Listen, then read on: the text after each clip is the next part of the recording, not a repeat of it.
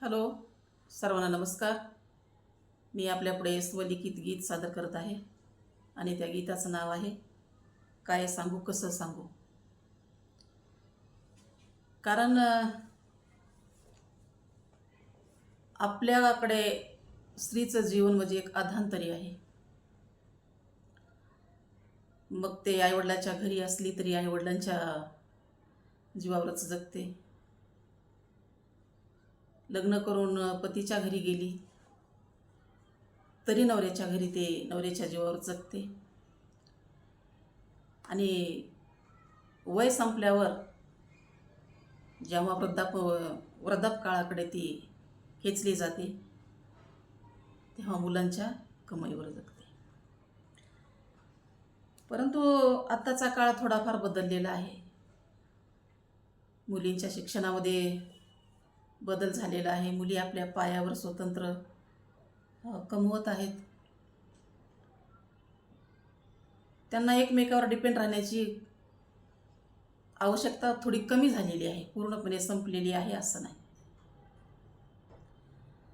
परंतु किती जरी स्त्रियामध्ये सुधारणा झाली, किती जरी शिकल्या, किती जरी नोकऱ्या करत असल्या, कमवत्या जरी असल्या, तरी शेवटी स्त्री ही स्त्रीच आहे असा तिच्यावर धब्बा लावला जातो. आणि ही रूढी परंपरा चालत आज तागायत आहे, चालूच आहे.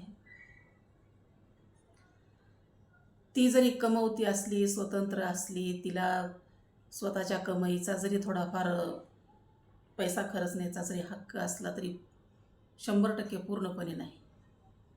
तिच्यावर अधिकार हा पुरुष संस्कृतीचाच आहे. आणि ह्या संस्कृती अहंकारी असल्यामुळे स्त्रीला आपल्या पायाखालीच चिरडलं जातं. जोपर्यंत स्त्री आईवडिलाच्या घरी असते तोपर्यंत थोडीफार आईवडील तिला समजून घेतात, तिच्या मनासारखं वागण्याचं तिला स्वातंत्र्य असतं आणि खेळकर प्रवृत्तीने ती आपल्या सगळ्या गरजा आईवडिलापाशी मांडू शकते.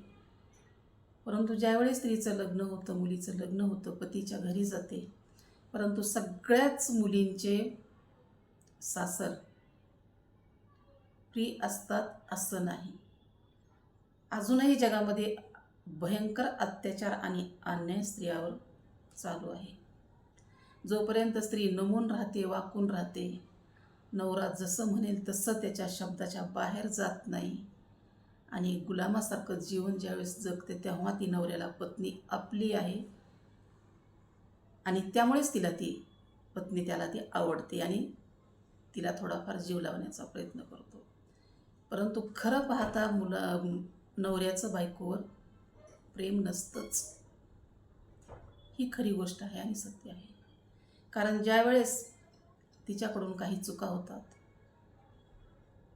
किंवा तिच्या हातात पैसा नसतो किंवा ती थोडा हट्ट करायला लागते किंवा ती आपल्यावर झालेल्या अन्याय अत्याचाराला विरोध करायला लागते, तेव्हा मात्र ते रौद्ररूप पुरुष संस्कृतीचं तिला पाहायला मिळतं. आणि मग ज्यावेळेस घरामध्ये असे कलह होतात, स्त्री वैतागते, मी काय करू काय न करू असा जेव्हा तिला प्रश्न पडतो तेव्हा तिला मागे आड आणि पुढे विहीर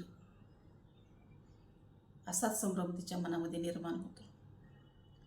मग ज्यावेळेस पती पत्नीमध्ये, नवरा बायकोमध्ये असे कलह निर्माण होतात त्यावेळेस ती जाणार कुठे? कारण भाऊ भाऊचे कोणी कोणाचे नसतात. आई वडिलाला देव आज्ञा झालेली असते आणि मग ती एक अधांतर्यासारखं जीवन जगण्याचा प्रयत्न करते. तिला प्रश्न पडतो की मी आता माझं राहिलेलं आयुष्य कोणाच्या जीवावर जगू. आणि मग ती मनामध्ये खचते आणि खचलेल्या अवस्थेमध्ये आपल्याच मनाला ती प्रश्न विचारण्याचा प्रयत्न करते. आणि अशाच अनेक पाहिलेल्या प्रसंगामधून माझ्या गीताची निर्मिती झालेली आहे आणि हे काही प्रमाणात सत्य घटनाही आहे, कोणीही नाकारू शकत नाही.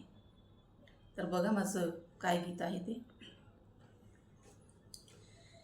काय सांगू कसं सांगू, माझ्या जीवाचं मातर काय सांगू कसं सांगू, माझ्या जीवाचं मातर दुःख कोणापासी मांडू, जशी गळाला कातर दुःख कोणापासी मांडू, जशी गळाला कातर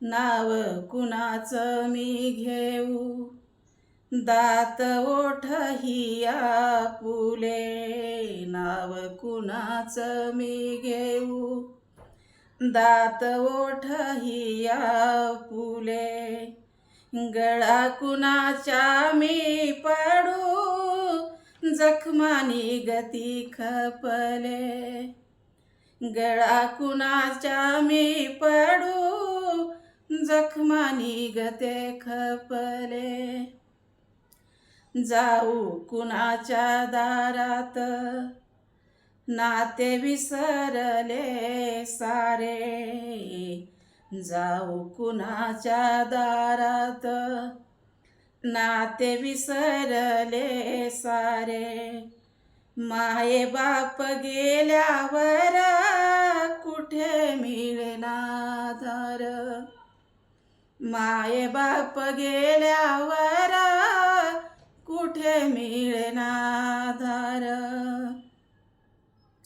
घर असूनी परकी झाले, जीव वाऱ्या वाऱ्या झाला घर असूनी परकी झाले, जीव वाऱ्या वाऱ्या झाला कुठे जाऊ कसं राहू, जीव कासा विस झाला कुठे जाऊ कसं राहू, जीव कासा विस झाला माझं काळीज चिरलं, आपुल्याने दिला धोका माझं काळीज चिरलं, आपुल्याने दिला धोका माझ्या आखरी क्षणाला, माझ्या चिमणीचा खोपा